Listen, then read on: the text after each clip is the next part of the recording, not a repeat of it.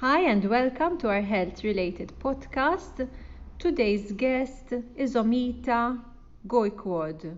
As we say, she has been forged through fire. Omita has gone through divorce, financial difficulty, depression, and she has had cancer and had to raise her children in the process. And she has, however, managed to be resilient and use her experiences to turn her situation around. In fact, Omita has trained in NLP. She is a holistic and health medical nutritionist. She has studied yoga and meditation, and she offers both groups and individuals assistance with building their own resilience in turn and learning to cope with their situation and build the tools that are very important to move on.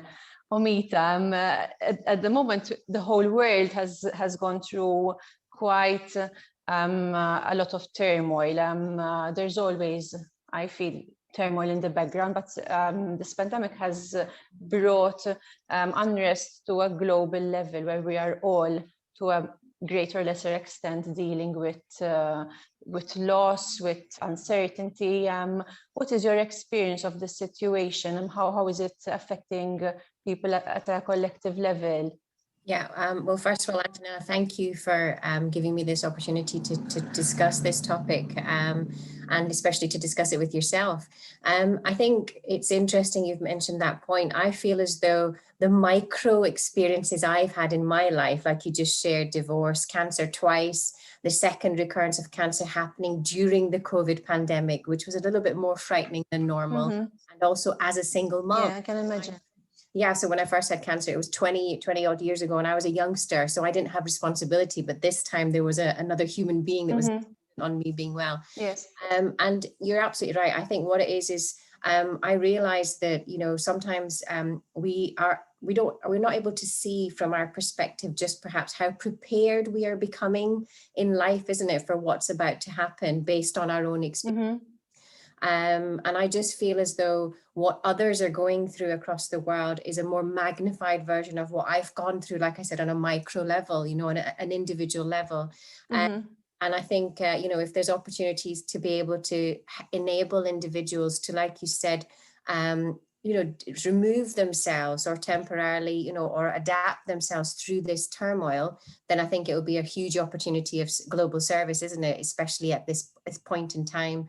There is uncertainty from a number of angles you've shared in terms of, you know, loss, financial pressures and turmoil, isn't it? There's been so much instability, you know, in terms of people working, a huge problem. And it's been going on for a long time. Absolutely. And I think there's a factor of time as well. Yeah, absolutely. And one of the biggest things about stress is when stress is a chronic affair, when it has not been addressed, isn't it, for a long time, unless we become more and more aware, as you will know more than anybody being a medical expert, you know, that it can lead to so many other conditions in the long term, isn't it? So I think yes, in fact, it's showing up now, chronic conditions that are coming out as a result of neglect, because we have been neglecting our bodies, right? And maybe eating a bit what we shouldn't over the past year now. So these conditions are surfacing.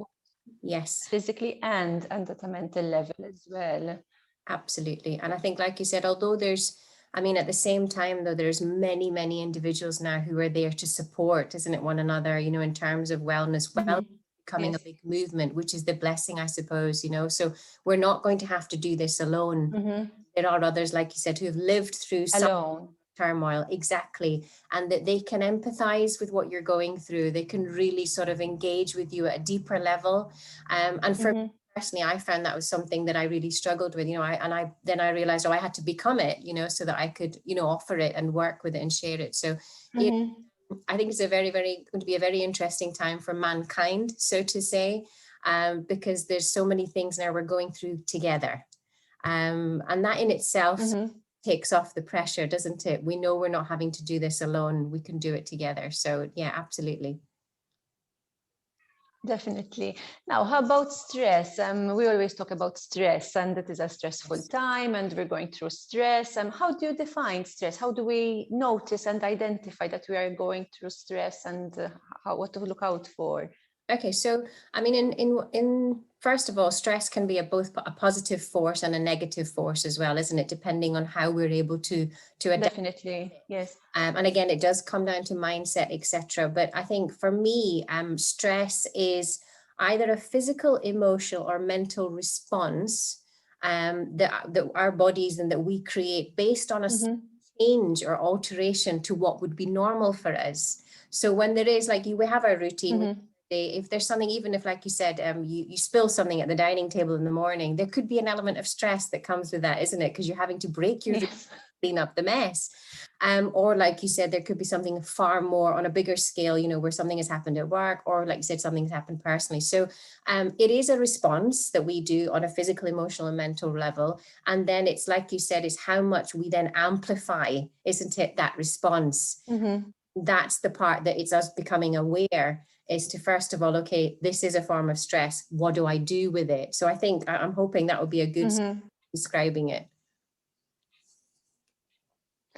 And how can we identify, for example, maybe some alarm bells that our response to stress is not appropriate, for example, and how can we work on it to be aware of, or more, you mentioned mindfulness, to be more mindful about our response.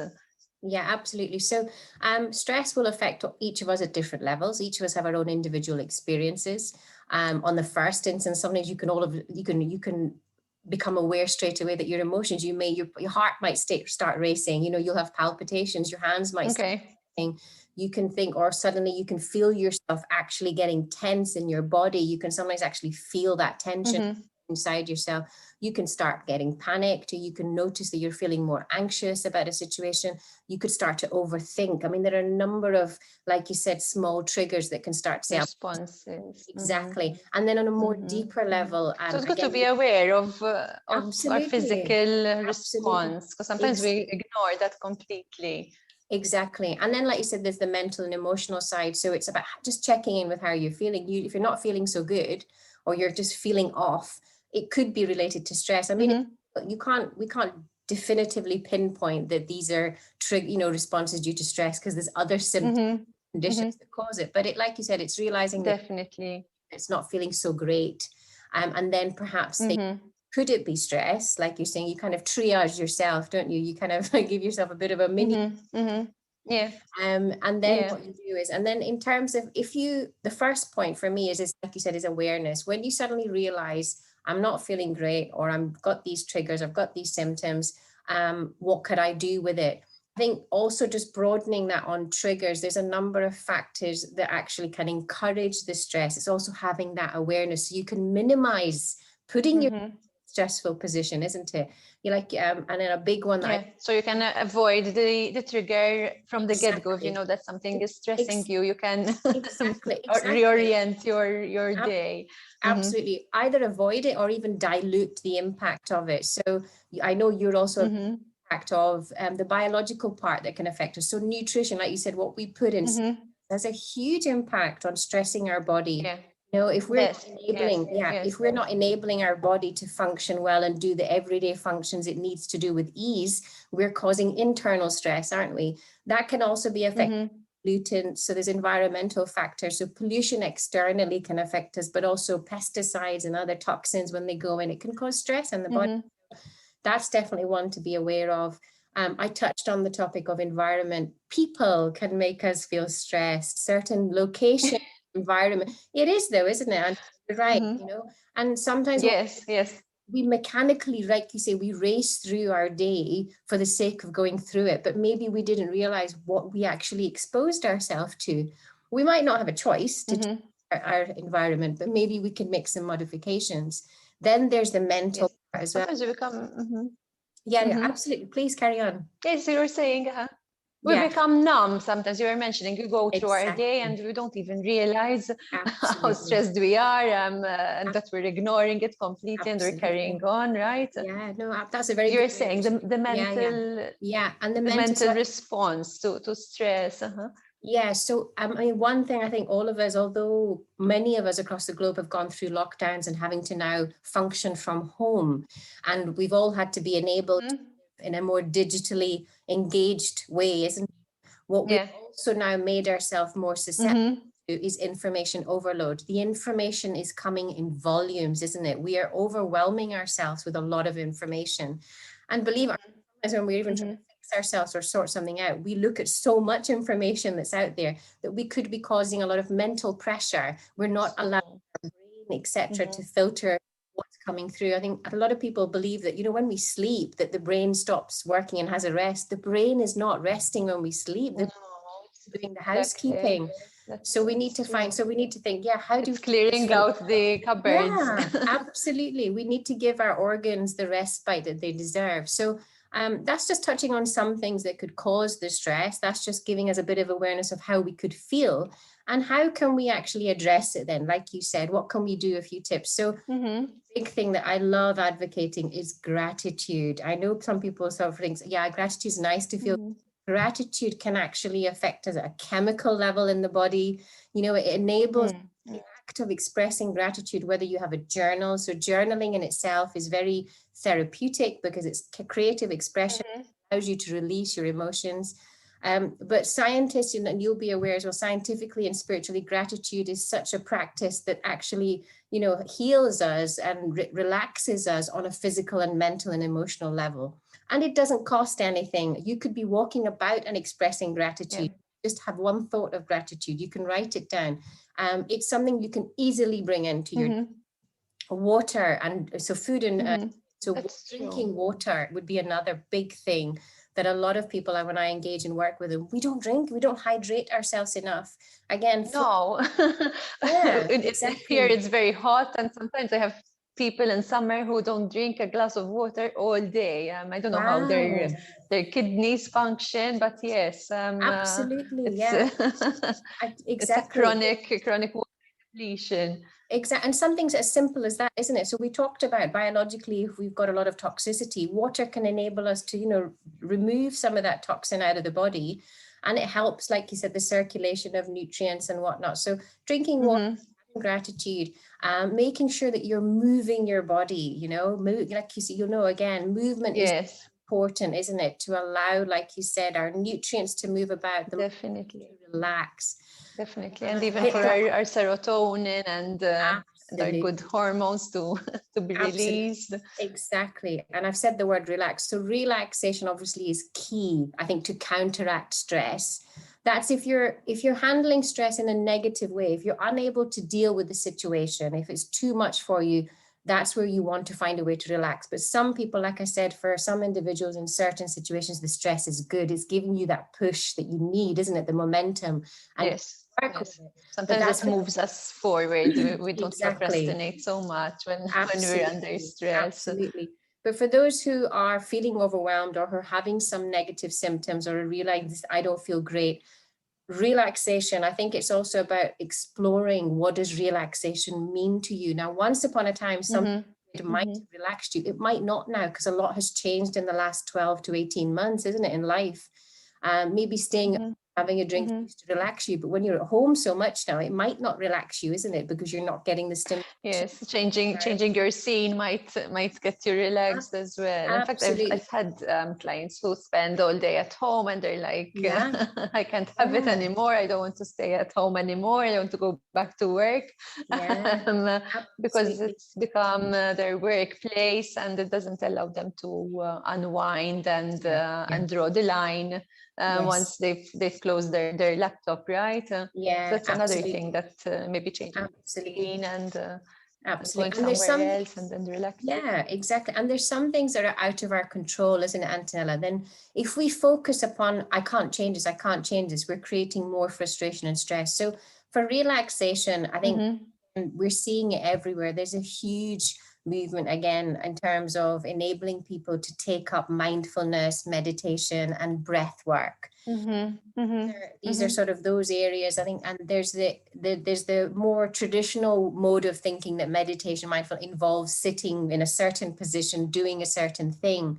But what I actively, championing with my clients and whatnot is I work with individuals to identify a meditation map.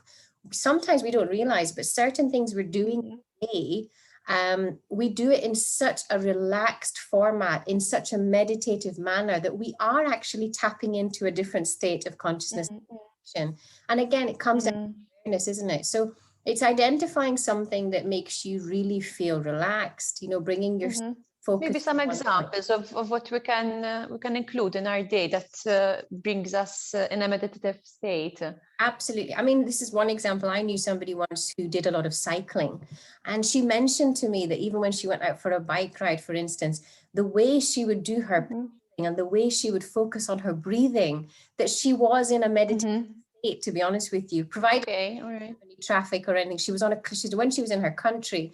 So sometimes it might be that there are sports or let go a bit mentally. Exactly. People who are artists, I mean, art is very therapeutic and very meditative as well. The fact, the brush strokes, when you're actually touching, you're about to touch onto the paper, you've got an element of mindfulness there, but it's that soft release, and that actual movement is actually very meditative as well. So that's just for people who feel that I don't want to just sit and quiet myself. I don't want to just lie down. There's other ways you can adapt.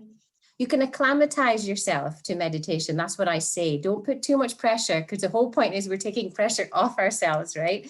We don't want to get stressed. Sometimes it's stressful because you want to do it in a certain way and reach a certain level, and absolutely. I know a lot of people happens and we're frustrated.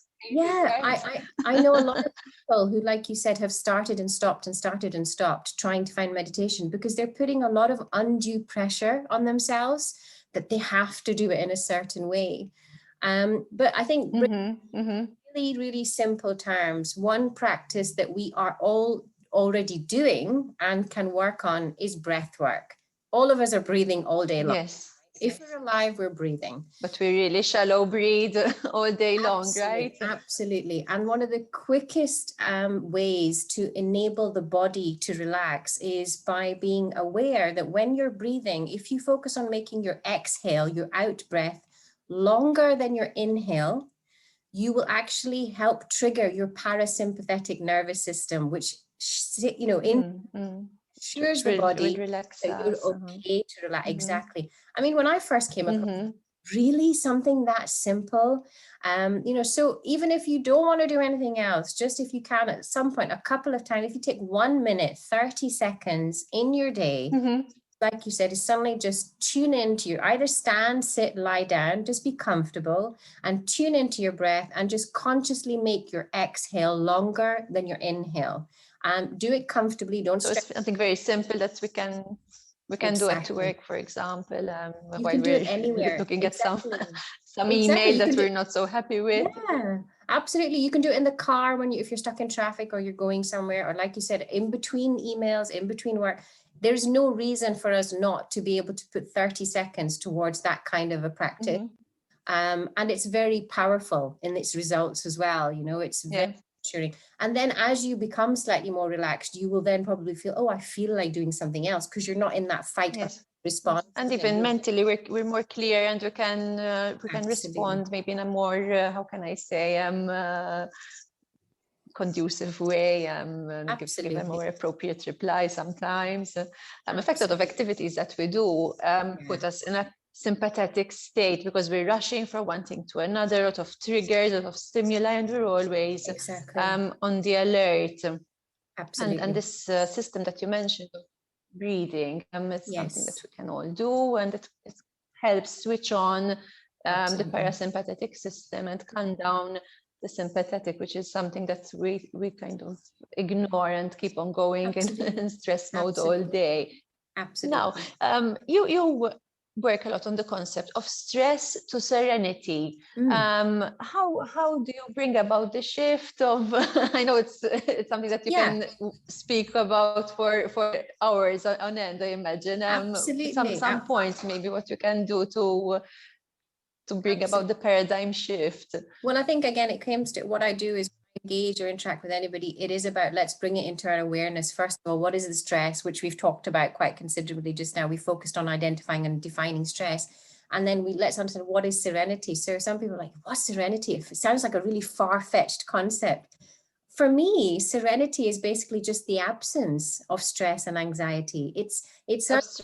Again, exactly. It's the in-betweens in life now, isn't it? Because, like you said, this velocity and things are so mechanical and numb, as you very aptly shared.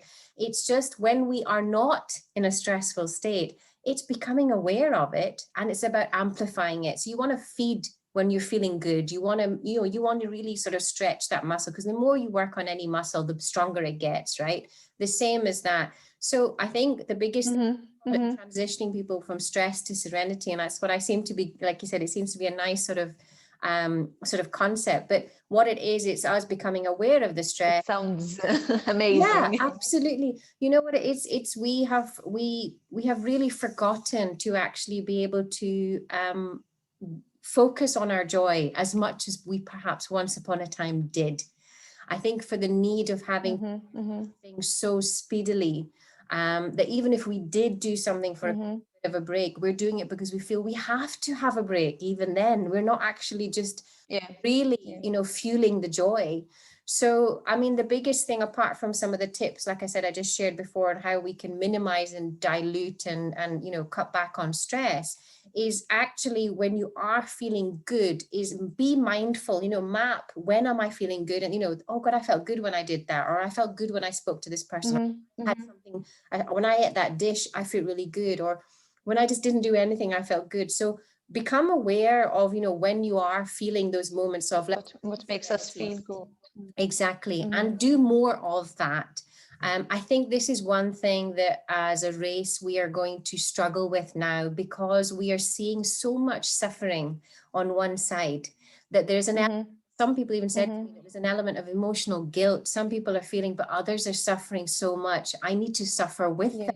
Yes, because absolutely, because there are some countries that are coming thankfully out of the pandemic in a gradual way. So when you see the devastation that's happening in other countries, like you mentioned, you do feel guilty that you're having it good, and you're not so even financially or emotionally affected. So absolutely. And then there's a key point I'd like to share, why there's a lot of significance to why, as individuals, happiness is our human birthright. However, the more we focus on becoming and being happy at an individual level, it actually has planetary benefits. If we talk about energy awareness and consciousness, etc., you may have heard of like the heart brain, and we talk about electromagnetic field. We have have a field around us. Yes.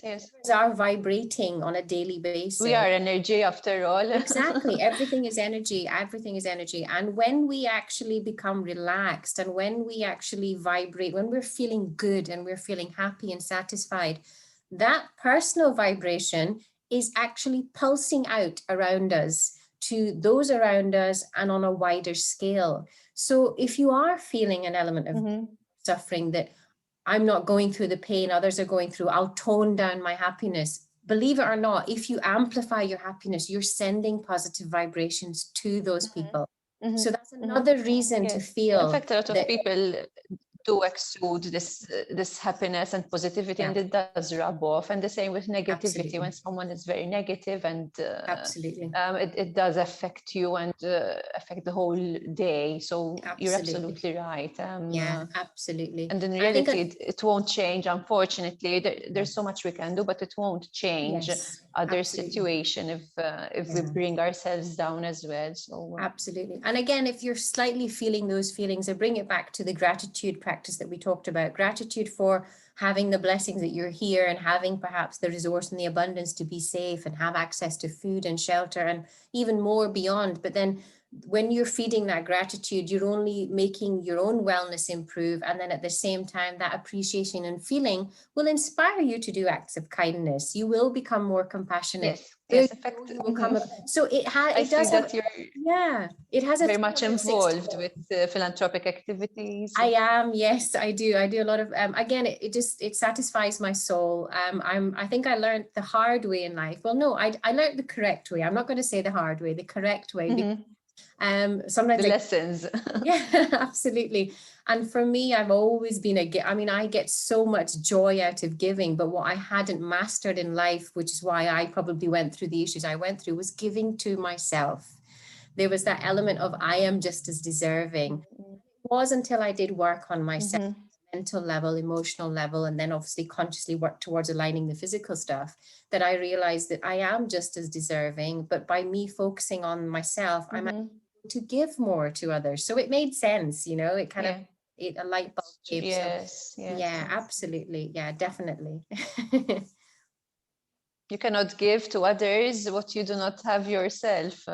Absolutely. So exactly. it's the first step to make sure that the house is in order and we're okay before we can help others. Yeah, absolutely. Now, and I think, as a maybe closing of Serenity, what tools can we learn along the way to reach that state? I know it takes a lot of work, both in physically and also not physically, internally, and maybe learning new skills. What tools would help reach that goal that we all strive to achieve? So the biggest thing to enable us to experience serenity more often is the fact that, like you said, we want to minimize and remove the stress. So that's one thing you want to consciously do. If you want to focus on removing anything, then like I'd said, we want to focus on identifying practice and activities that make you feel good. The important thing is there'll be many suggestions from coaches and therapists and whatnot, do this, do that, but it might not necessarily feel good to that individual, isn't it? Because you don't know. I mean, I'll say this from my point. Since I went through my recurrence last year, and I've had surgery in my neck, and I have like post symptoms to do with the muscles and pain, and I'm managing it. When I was recommended, oh, do this, do that, it doesn't suit me because my body feels a certain way at that moment in time, isn't it? So need to identify ways to feel good. Now, what I consciously do, I'm an advocate and a champion of meditation because I love it, because it's worked for me. I bring that with my clients and whatnot, and playing with modifying, creating a meditative practice that is bespoke and beneficial to you. Now, one thing I encourage is sound therapy, and music is very therapeutic, it's very relaxing. And listening to music that perhaps doesn't even have any words, just instrumental music, or even just, there's a lot of people hear about binaural beats and certain frequencies. There might be certain tones that will make you relax. So you can go on the internet, go onto YouTube, search relaxing or meditation music, and maybe even find a tune or a rhythm that suddenly you will know straight away that this is quite nice. If you feel immediately. Exactly. So then what you're doing is you're already raising your consciousness. You're already coming into a state of this is feeling good. What you can then do is, if you feel that has worked, use that piece of music on a regular basis, even then build a practice where you sit consciously for 1 minute, first of all, building it up, maybe a minute if you want, every day or every week. Again, your own pace. And then just listen to that music. And like we said, breathe with it. Don't actually do anything. Even in itself would allow you to feel more serenity and throughout the day. Another practice, like I said, is finding some sort of creative expression activity is very good for stimulating the serene feelings. But the thing is, people feel again, you have to get a paintbrush. It doesn't mean you have to be skilled. We're preparing food all the time at home, aren't we? We're being creative when we put... Yes, that's another way of being artists. Yeah, absolutely. And at the same time, we need to eat. So it's a very practical solution. Absolutely. Maybe when you're cooking, arrange your foods into color coordination or set them out in a certain pattern. This is and even setting the table in a nice fancy way, and exactly using nice decorations. Absolutely. I mean, for me personally, bringing more serenity into your day is a form of mindset. It's about realizing that the serenity is already there. It's not something you have to achieve. It's not something you have to cultivate. Serenity is our state. You know, we are in a balanced and harmonious state. It's what we're doing to ourselves that either is enhancing the serenity or it's diluting. Puts us off. Exactly. Yeah, exactly. So there are just a couple of things I think that would be nice to do. But even just like you said, going for a walk, appreciating nature, hugging, if you have somebody in your home, hugging them a little bit tighter. I mean, hugging has such a beautiful effect on releasing good endorphins, isn't it? Oxytocin. Or like playing a song. Yeah, if you love singing, put a song on and shout it out, sing it out loud. I mean, the other day I was going somewhere alone in the car. I had a day off. I hadn't had a day off for a long time. And I just, you know what? I put some songs on. I'm fortunately blessed to still be able to speak despite my surgery. And I used to sing a lot. And a song came on, Antonella, and I loved it. And I sang it so freely. I just let go. Yeah, exactly. I gave myself a huge rush of serenity. And then that, you know, it's kind of that. It's playing with your day. It's taking the serious fun things. Exactly. It's fun.